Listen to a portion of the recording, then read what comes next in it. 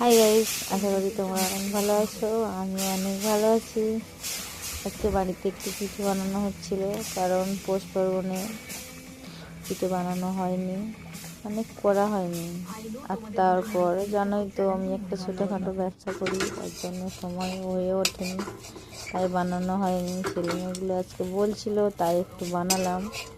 পিঠেগুলো আমাদের গ্রামে কি বলে সে তো আমি জানি, কিন্তু তোমরা জানো কি? কমেন্টে জানিও যে আমি কি পিঠেগুলো বানিয়েছি বা বানাচ্ছি। জানলে কমেন্ট করে বলো। ভিডিওটা যদি ভালো লেগে থাকে লাইক কমেন্ট শেয়ার করো, বলবে কিন্তু। তারপর আমি বলবো যে আমি কি পিঠে বানিয়েছি। আর সবাই যদি খেতে যাও, জলদি জলদি চলে আসো।